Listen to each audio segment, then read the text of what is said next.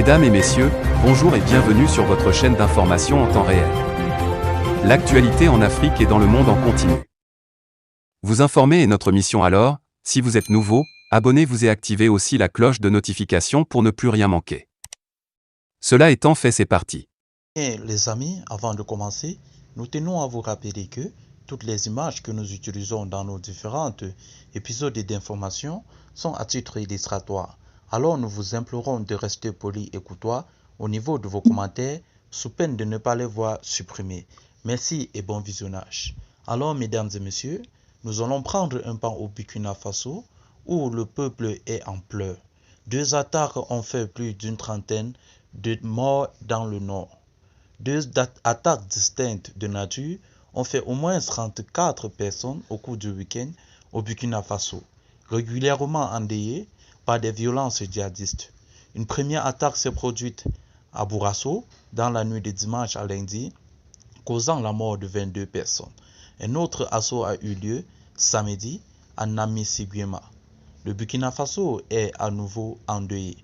34 personnes sont mortes au cours du week-end lors de 2 attaques distinctes qui ont visé des civils dans le nord et le nord-ouest du pays.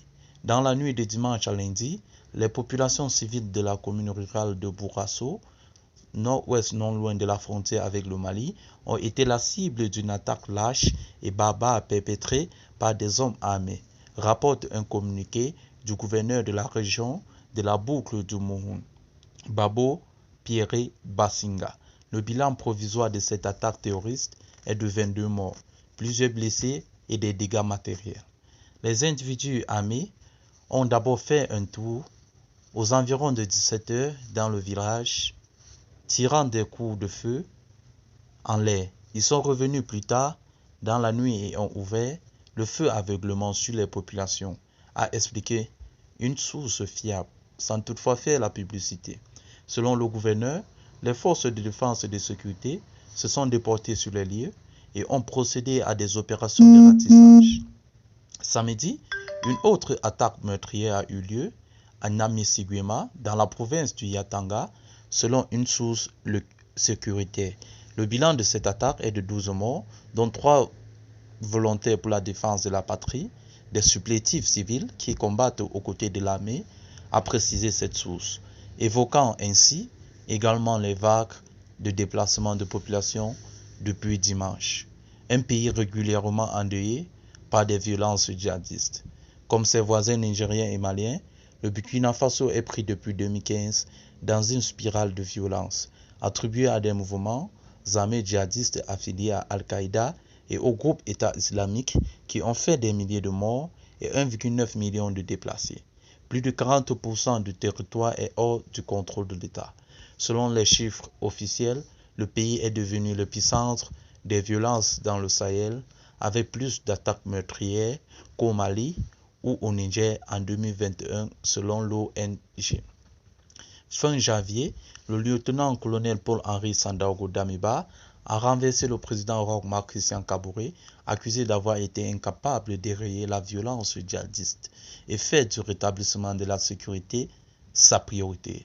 Alors les amis, comme vous le constatez, d'après cet extrait de texte, nous pouvons donc de manière simple ou du moins faire une analyse politique ou une analyse sécuritaire. Nous allons commencer par une analyse sécuritaire. Nous pouvons constater que depuis que le lieutenant-colonel Paul-Henri Sandaogo Damiba a renversé le président Roch-Marc Christian Kaboré, il a fait de la sécurité d'abord sa priorité. Mais sur le terrain, nous voyons que de jour en jour, les djihadistes envahissent les lieux et font peur aux populations, éliminent parfois même ces populations. Alors que le lieutenant-colonel Paul-Henri Sandaogo Damiba a juré de mettre la sécurité au premier plan. Sur le plan politique, nous nous demandons aussi, le colonel Paul-Henri Sandaogo pourrait-il faire également comme le Mali, en signant des coopérations bilatérales, soit avec la Russie, soit avec la Chine, non seulement pour renforcer leurs liens, mais également pour l'acquisition des équipements de dernière génération et également aussi pour faire appel notamment au groupe Wagner de la Russie. Mais cela n'est pas le cas. Mais sûrement, nous pouvons le dire, le lieutenant-colonel Paul-Henri Sandaoga met aussi la main dans la poche, met à pied d'œuvre des éléments nécessaires pour que les forces de défense et de sécurité puissent éradiquer ces derniers. Nous ne pouvons que leur souhaiter bonne chance. Alors les amis, si vous avez aimé cette vidéo, n'oubliez pas de vous abonner, activer la cloche de notification pour ne rater aucun épisode de nos informations. Merci.